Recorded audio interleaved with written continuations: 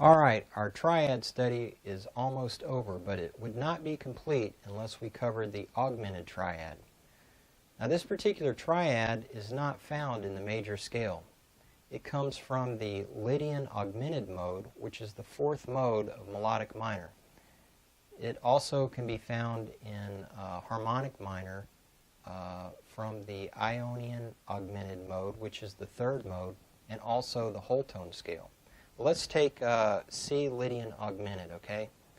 The notes are C, D, E, F sharp, G sharp, A, B, and C, okay?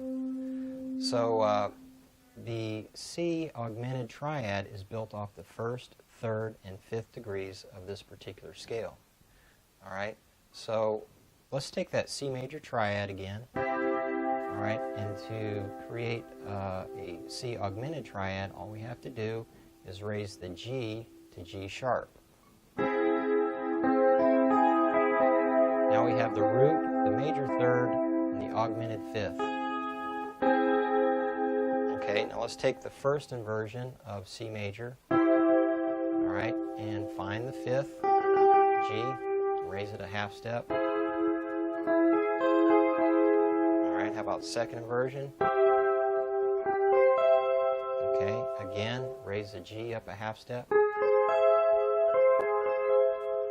Okay, now if you haven't noticed already, all the voicings, all the chord patterns are the same.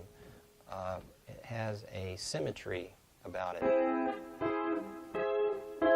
And that makes it easy. So there you have it. There's the augmented triad. We just covered a lot of triads. So what I would recommend that you do is take the major triads that we started out with and get them down really well on all sets of strings.